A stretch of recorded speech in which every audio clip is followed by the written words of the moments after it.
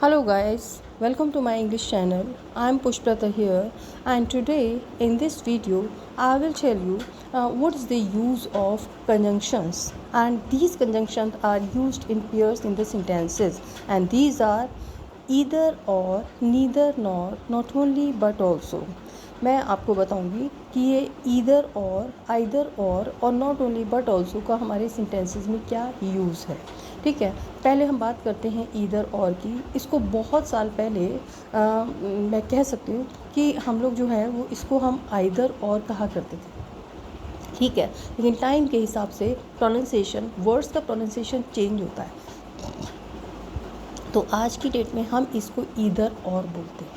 अब ये हम कंजंक्शंस की तरह यूज़ करते हैं, हमारे सेंटेंसेस में इसका यूज़ होता है जब कोई भी सेंटेंस दो सेंटेंसेस का एक ही सेंटेंस होता है, किसी भी सेंटेंस के दो पार्ट्स होते हैं, तो उसमें हम इसका यूज़ करते हैं।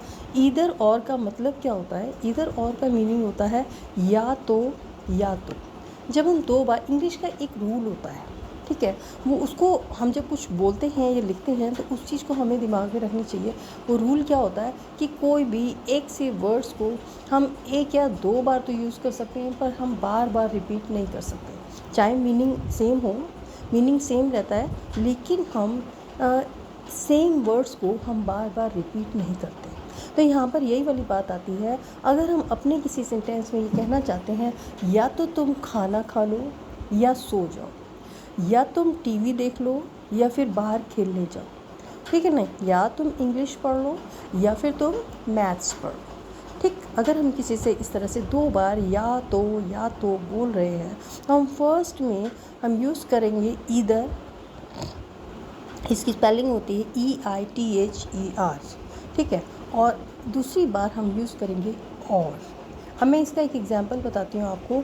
ईदर यू स्टडी मैथ्स और साइंस, ठीक है, ईदर यू वॉच टीवी और go outside to play cricket.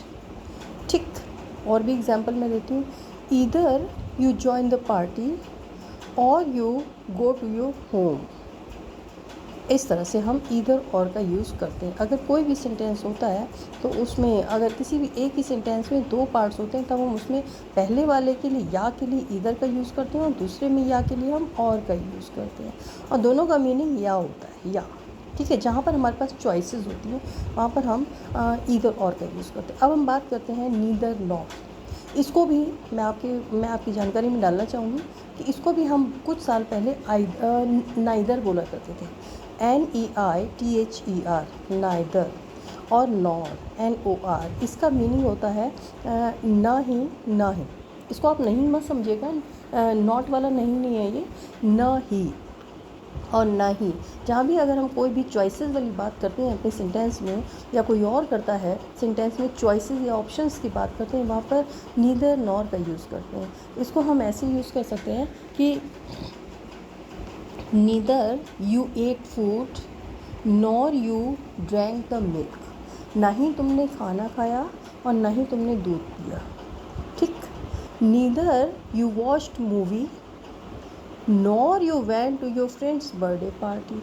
ना ही तुमने मूवी देखी और ना ही तुम अपने दोस्त की बर्थडे पार्टी में गए। ठीक है ना, neither you went to the market nor you went to the coaching. ना ही तुम बाज़ार गए और ना ही तुम कोचिंग गए। जहाँ पे ऑप्शंस की, चॉइसेस की बात होती है, वहाँ पे ना ही।